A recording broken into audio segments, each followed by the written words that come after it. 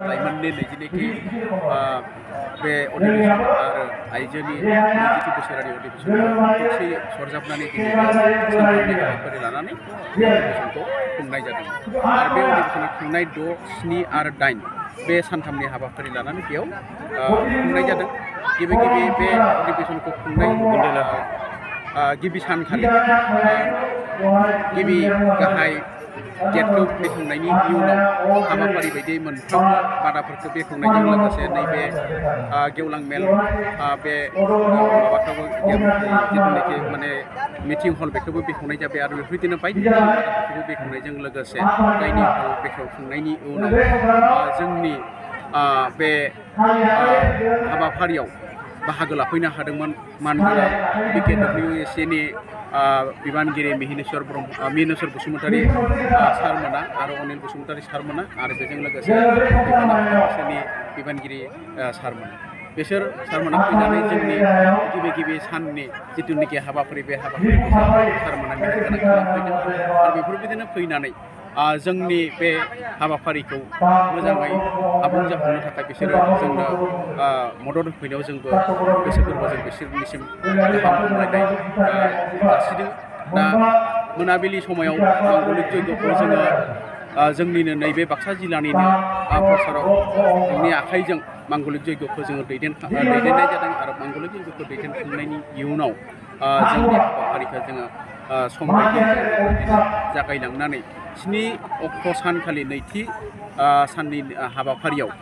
गिबि जोङो अखण्ड जयग'खौ प्रजनन खालामदों। अखण्ड जयग'नि अरखौ लगायजेनदों। बे अखण्ड जयग'नि अरखौ लगायो जोंनिनो मानगोनां दुलाराय ब्रह्म धोरोम प्रसार संस्थाननि गाहाय आफाद मनरन्जन ब्रह्म आफाया बे मनरन्जन ब्रह्म आफाया बे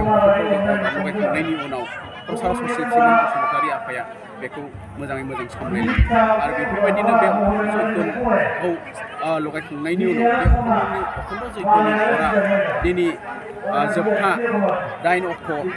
मोनाबिलि 6 रिंगासिम बेयो सोलिगासिनो दं आरो बे 8 रिंगासिम सोलिखांनायनि इयुनाव दिनैनि हाबाफारिया जोबस्रांगोन। दा बेनि गेजेरजोंनो जोंनि अखण्ड जयग'नि अरखौ फोजोंखांनायनि उनाव नैथि हाबाफारियाव फिरफिला बिर होनाय दङ।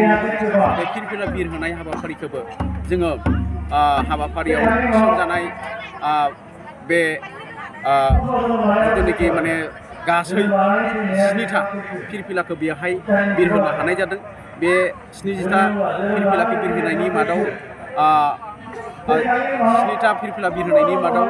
गाहाय फिरफिलाखौ जोङो मिरु आफादनि जानानै बिरहोनाय जादों आरो बे मिरु आफादनि फिरफिलाखौ जोंनिनो लेङाइ आफादगिरि मानगोनां कुलेश्वर कछारी आफाया बिरहोनाय जादों। मानो होनना बुङोब्ला जोंनिनो जिथुनाखि गाहाय आफादगिरि बे आफादगिरिया गावनि देहानि सोलेरनि उसुबिदानि थाखाय बेयाव नुजाथिफैनो हायैलाय बे आफाया बे फिरफिलाखौ बिरहोदों आरो मोनफ्रोमबो जिल्लानि फिरफिलाखौ बेयाव एखेलोगोयैनो बिरहोफानाय जादों आरो बेजों लोगोसे लाइमोननि फिरफिला आरो आइजोनि फिरफिला आरो लोगोसे नैबे बानजाय आफादनि फिरफिलाखौबो खौसेयैनो बेयावहाय बिरहोफानाय जादों। बे समाव देग्लायनि जिथु बोसोरारि जथुम्मायाव बेसेसो थान्दै जाबोनाय आरो बेयाव बानजाय आफाद बिथांमोनखौ आरो थान्दै बिथांमोनखौ दुलाराय ब्रह्म धोरोम आफादनि जानानै मा बुंगोन? दुलाराय ब्रह्म धोरोमनि जिथुनाखि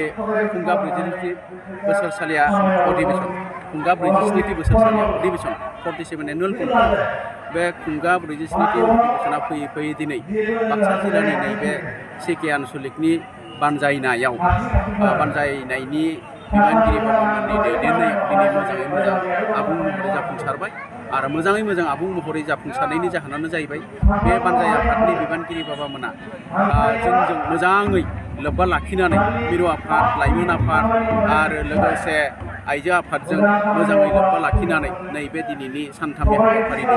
अधिवेशनखौ मोजाङै मोजां खुंनो थाखाय बिसोरो नारा नाथा नाजानायाव बे हाबाफारिया मोजाङै मोजां आबुं महरै बेवहाय गासै जोंनि थान्दैया 6,000 थान्दै जादों आरो बेनि अनगायै 6,000नि अनगायैबो गोबां बेयाव माने बाहागो लाफैदोंब्लाबो खाथि खालानिफोराव बेयाव थान्दै बेनाव बेबायदि हिसाबसै गासै जोंनो माने ओरैनो डाइनिं हलनिफ्राय हिसाब फैनाय बायदियैब्ला गासै 9,000नि खाथियाव जादों बे थान्दै मेलाव बाहागो लाफैनाय गथ'आ बे देग्लायनि जिथु 2021 मायथाइ 2022 मायथाइनि 43थि बोसोरारि जथुम्माया ब्रह्म धोरोम दुलाराय ब्रह्म धोरोमखौ माबायदि गोजोननाय आरो मोजां मोननाय नोंथांमोननिफ्राय मा फोरमायो? देग्लायनि 43थि दुलाराय ब्रह्म धोरोम जे बे जथुम्माया जोंनि गेजेराव ओरैबायदि गोहो माने सोमजिहोदों, ओरैबायदि जोंखौ गोसोखौ जौगाथाय होदों। मानो होनना बुङोब्ला बे दुलाराय ब्रह्म धोरोमनि जिथुनाखि खुंनाय जिथुनाखि माने अधिवेशन, बै अधिवेशनाव गुबुन गुबुन बोसोरनिख्रुइ एबार बांसिन साबगा हामगा जादों आरो गुबुन गुबुन बोसोरनिख्रुइ एबार बांसिन मानसि बेयाव थुबुर जानो हादों गथ'आ बाबामोन। आरो बे समाव नोंथांमोननि जिथु 47थि दुलाराय ब्रह्म धोरोम आफादनि बोसोरारि जथुम्मा, बेयावनो जों गोबां बिटिसि आरो बिटिआर आरो आसामनि गोबां दैदेनगिरि राजनितिनि नेताफोरखौ बाहागो लाफैनायखौ नुनो मोन्दों। बेयो मा फोरमायदों नोंथांमोननो? बे जोंनि अधिवेशनाव आसाम गभर्नमेन्टनि मन्त्रि आरो बिटिआरनि बाहेरायाव थानाय BKWSनि बिबानगिरि सारमोना बेयाव फैनानै जोंनि जिथुनाखि गुरुदेबनि आदर्श आरो नीतिनि गेजेरजों जोंनि जिथुनाखि लाइमोननि, आइजोनि आरो प्रसार संसदनि, मिरु आफादनि मावलांनाय हाबाफारिखौ बैसोरबो गोसो खुसि जों माने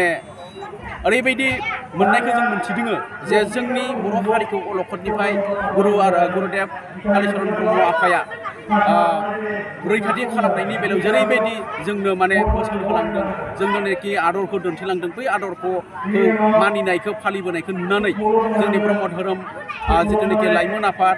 आरो ब्रह्म धर्मनि जिथुनाखि गागि आफाद, ब्रह्म धर्मनि जितु आइजो आफाद, बै आइजो मोनथामबो आफादजों सरजाबनानै प्रसार संसदनि बिबानगिरिफोरा जेरैबायदि जोंनि बर' हारिखौ अलखदनिफ्राय रैखाथि खालामनानै इयुननि जेनेरेसनखौ मोजां लामा दिन्थिनानै लाना थांनायनि बेलायाव जोंखौ मोजां दैदेनगिरि होनना साननानै बै राजनितिकनि बिबानगिरि बाबामोना आरो राजनितिकनि बिबानगिरि बाबामोननि आसामनि सरकारनि बादै जोंनि बिटिआरनि राजनितिकनि बिबानगिरि बाबामोनाबो जोंनि सायाव गोजोननानै इयुननि जेनेरेसननि प्रति माने बे ब्रह्म धोरोमनि जिथुनाखि आफाद, बे आफादफोरासो बर' हारिखौ गोजौ लामाजों आरो गेबें लामाजों दैदेनना लाना थांनो हागोन होननानै बिसोर साननायलाय बिसोर जोंनि बे दिनैनि खुंनाय 43नि अधिवेशनाव बिसोर जोंजों हेफाजाब होफैदों आरो मदद होफैदों आरो बेखिनि मेसेजखौ जों मोननो हादों। ब्रह्म धोरोमा मा मेसेज होदों समाजनि थाखाय? ब्रह्म धर्मआ बेखौनो मेसेज होदों, जोंनि बर' हारिया जाहाथे गोग्लैसोना थायाबालासिनो गुबुन गुबुन हारिफोरजों फेर मारिनानै जाहाथे दावबायलांनो हायो आरो जोंनि इयुननि जेनेरेसनफोरखौ जाहाथे जों गोजों लामाजों जों दावबायनानै लाना थांनो हायो, मोजां लामाजों जाहाथे बिसोरखौ जोङो दैदेनलांनो हायो, बेखिनिखौ जोंनि ब्रह्म धर्मनि सिबियारिफोरा मेसेज होदों। आरो लेटेस्ट जों दिनै बेखौ खोनानानै गोजोननाय मोन्दों। दिनै जोंनि जेनाखि माने बे अधिवेशनखौ बेखेवना होनाय, गेवलां मेलखौ बेखेवना होनाय मानगोनां बिटिआरनि चिफ प्रमद बर' सार दङमोन। बे सारा बिखेक उसुबिदानि थाखाय थि समाव नुजाथिफैनो हायैयाव बेनि बे बेखेवनांगौ हाबाफारिखौ जोंनिनो दुलाराय बर' साहित्य सभानि बर' थुनलाइ आफादनि मानगोनां करेन बर'खौ जोङो नै दिनैनि बे गेवलां मेलखौ बेखेवनो हादों आरो बे सारखौ जों गेवलां मेलखौ बेखेवहोनायजों लोगोसे बे सारखौ बिबुंथि लाखिहोनो हादों आरो बे साराबो जोंनि ब्रह्म धर्मनि जिथुनाखि माने आदर्श आरो नीतिखौ मोजां मोननायफोरखौ फोरमायथिदों गावनि स्पिचाव आरो लोगोसे थांनायनि बेलायाव बे ओरैबायदि मोनसे जोंखौ थुलुंगा होलांबावदों,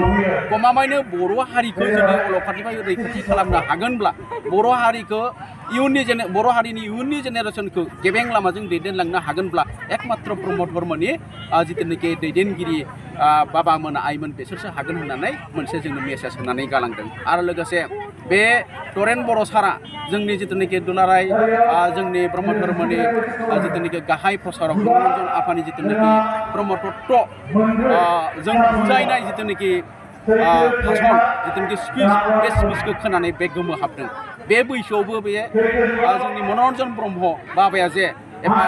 कथि कथि रावजों आध्यात्मिक गियाननि बाथ्राफोरखौ आइ आफामोननो बिलाइनानै होनो हादों, बेखौ आं सोमोनांबाय आरो अराय दिन बे आफानि बे बोसोनफोरखौ आरो बुंनाय रावफोरखौ आं बावनो हानाय नङा होननानै दिनै लास्टआव नैबे जोंनि दुलाराय ब्रह्म धोरोम दैदेन आफादनि जिथुनाखि रां भान्दारि बे फतेन बसुमतारि बाबानि खाथियाव आरो जोंनि खाथियाव बेखिनि खोथाखौ स्वीकार खालामनांगोन आरो बेखिनिनिफ्रायनो जों गोजोननाय मोनदों आसलथे जोङो दुलाराय ब्रह्म धोरोमनि बिबानगिरि बाबामोना लाइमोननिफ्राय जागायनानै आइजोनिफ्राय हमनानै जोंनि प्रसार बिफाननि बाबामोनखौ लानानै जों जेरैबायदि दावबायदों